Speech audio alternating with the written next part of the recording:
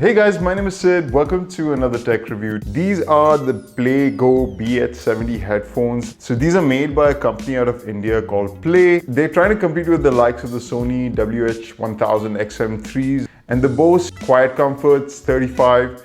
And these cost significantly less, by the way. These are around $200 to buy versus those guys which cost around $300 to $350. Now they have been out for a while, so you can get them a little bit cheaper if you look for a good deal. I was really curious to see what this Indian company was capable of doing. Now I'm going to share my experience about these headphones, and I'm mostly comparing them against the Sony WH-1000 XM3s because those are the ones I use on a regular basis, and they're supposed to be one of the best noise cancelling headphones in the world. So let's see how these stack up. So the first thing is, once you open the box, you will see that you get the headphones as well as a carrying case and a USB-C charging cable. Now they don't come with the audio cable inside them because these are purely Bluetooth headphones and they don't support an audio input. Now let's first talk about the design, which I think is probably one of the weaknesses of this headphone. It's not bad, it looks pretty decent, but I would say the Sonys do look significantly better. They also have better build quality, but I think these are really good in the places it counts. Like the leather that they've used on the ear cups are nice and soft. It's even softer than what you get on the Sony, as well as at the top strap over here where your head is touching the headphone.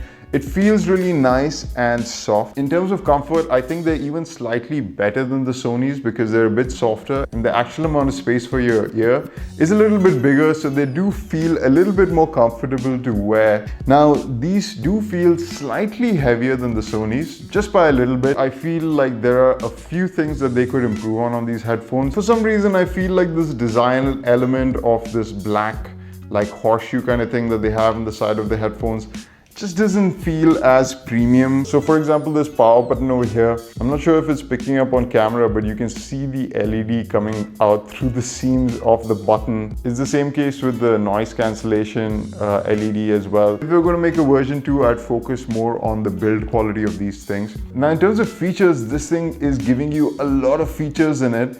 It's got Bluetooth 5.0 and it allows you to pair these headphones with more than one device. So now these headphones are connected to all 3 devices. It's running on the computer and on my iPad and the phone. The play pause feature works with the computer as well. And now if I want to listen to something on my phone, I hit play here and I pause here. And as soon as it detects there's no sound source coming from here, it's going to switch to the phone, and it switched.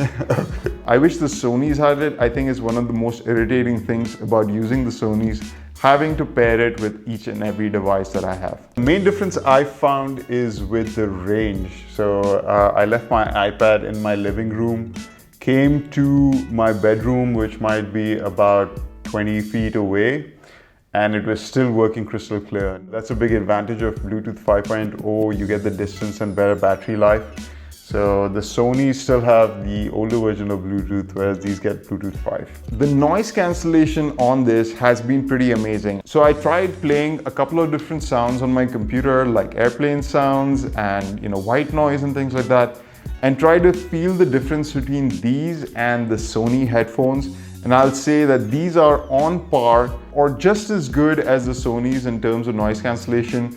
So if that's the most important feature for you, the noise cancellation on this works great. This does have a couple of cool features as well, where it's got a pass-through mode. So if you hit the side of your ear cup, it's going to disable active noise cancellation and let the sound come through to your ear so you can easily talk to somebody if you need to. The best feature I thought about these headphones, which I haven't really seen on any other headphones in this price range, over-ear headphones that is the ability to pause and play by just taking them off.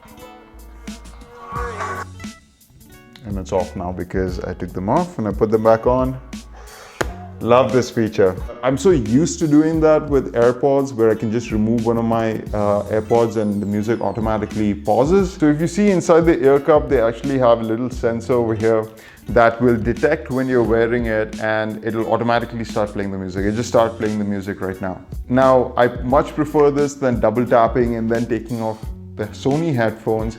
I think it needs to be in every headphone, and I'm so glad that they've added this feature into these headphones. Now, the way you control these headphones, they have integration with Siri, with Google Assistant and Alexa as well. So you double tap the power button over here and it'll turn on. This button over here is for the active noise cancellation. So you can switch between 3 modes. You have full noise cancellation, you have ambient sound where sound comes in, and then you can just turn it off. And these headphones have pretty good noise isolation without active noise cancellation as well, just from the ear cups. On the other side, you'll find 3 buttons. The center button over here will pause and play your music. If you hold it down, it'll pull up your assistant. These buttons are used to control the volume. So this will increase the volume, this will decrease the volume. And then if you hold it down, skip your track forward or skip your track backwards. So it's a little bit hard to skip multiple tracks at the same time. So you have to double tap, double tap, double tap. So in that way, I do prefer the swiping method that the Sonys have. But I much prefer this for being able to control your volume. I prefer that they have individual buttons for that. It just makes it a little bit more easier than keep swiping up. And the Sonys don't always register your, your finger swipes. So I'm glad that they have physical buttons over here. It's quite easy to reach as well when you're trying to listen to your music. Now, the most important thing when it comes to headphones is sound quality. So what do these sound like? I was really surprised by how good these headphones can sound. I went back and forth between the Sonys and these multiple times. I was just trying to listen for about an hour and tell how they sound compared to each other.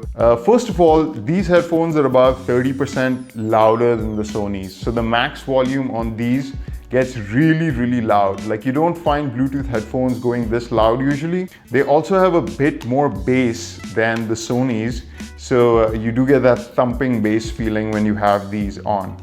The Sonys have a slightly better soundstage, but I would say if you're not an audiophile, you'd probably prefer the sound coming out of these headphones.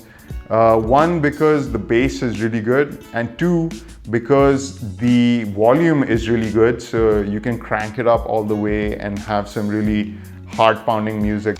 Now, they also have a 20-hour battery life in them. They will easily last you a full day or 2 of listening. Lately, I've been playing all my games with headphones on. I didn't realize how much of a soundscape I was missing in these games. They have such amazing sound design, but you really miss it if you're just using your TV speakers. Or even for that matter of fact, if you're using a home theater system, I would definitely recommend checking out headphones for your consoles. But if you're having a tough time, like I was, connecting a set of Bluetooth headphones to your game console, I bought this device from Ugreen, which allows you to plug your TV's optical out into it and then transmits a Bluetooth signal to your headphones. They have a very, very slight bit of latency, but man, it's totally worth it. So I've been playing my games on these headphones for about 2-3 days now, and it sounds amazing, especially because you get that extra little bit of volume on these compared to the Sonys. Now, the Play headphones also come with an app which allows you to change its EQ settings. Now, the app is not the most polished app that I've ever seen, but I mean, you're only going to really go in there to modify the sound quality. The other thing that the app allows you to do is also put it into airplane mode. So these headphones, most Bluetooth headphones actually will automatically switch off if there's no music playing on them or there's nothing playing on them for a while. But if you do put it on airplane mode, it will continue to provide noise cancellation for you as you sleep. Final verdicts on the BH70 headphones from Play. I think these guys did a really good job with these headphones. The noise cancellation is on point, the sound quality is on point. I wish the build quality was just a little bit better. It doesn't quite match up with what Sony and Bose has in that front. But in terms of comfort, sound quality, the things that really matter, I think they compete with the Sonys and the Boses of the world really well. So anyway, guys, that's it for the review of the BH70s. Let me know what you guys think in the comments below. If you like this video, hit that like button, leave me a comment, subscribe to watch more tech reviews like this, and I will see you guys in the next one.